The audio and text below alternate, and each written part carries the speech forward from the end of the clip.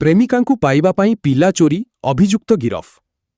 ପ୍ରେମିକାଙ୍କୁ ପୁଣି ଥରେ ନିଜ ନିକଟକୁ ଆଣିବା ଉଦ୍ଦେଶ୍ୟରେ ଜଣେ ଯୁବକ ପିଲା ଚୋରି କରିଥିବା ଘଟଣା ମୋଟୁ ଅଞ୍ଚଳରେ ଚର୍ଚ୍ଚାର ବିଷୟ ପାଲଟିଛି।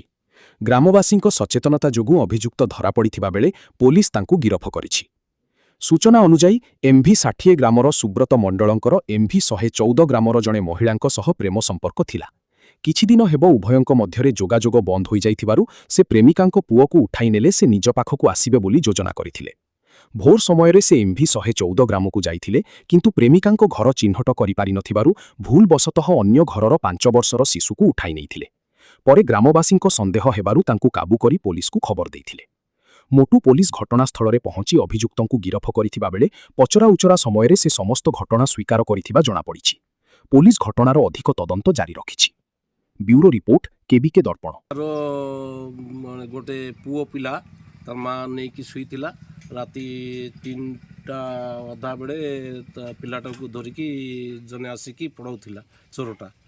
तापर तार माँ देखला नाई पुओ नाई पाखे से हल्ला चिल्ला कला बेले गाँ लोक समस्ते बाहर पर पहाड़ आम गाँ पाखे गोटे पहाड़ अच्छी मशानी सेठी नहीं कि से पुआ छुआ को सेठी छाड़ी देकी मोटरसाइकेल नेबा को आसीथिला गाँ भितर। तापर गाँव लोक से पिलाटा को धरला आउ से पिला को मध्य खोजी सान पिलाटा को खोजिकी आनले से पहाड़ बाहर पटे से कांदी कांदी बाहर बाहरला आसिकी तापर गाँव लोक खोजिकी पाइले। तापर गाँव लोक ये चोरटा को बांधिकी रखिले। तापर थाना रे खबर दियाला, थाना वाला सकाले आसिकी ताको धरी नहीं जाइसी। घटना हूँ काली राति 4टार आम पाखे फोन आसला आम गाँव जन घरे से काली मेला 31 जड़े लेडीज ये बुलवाई आसते से तार पिला नहीं शोते घरे शोवा पड़े राति 4टार फोन आसला एमती पिला उठाईना नहीं पड़ाई गले जड़े।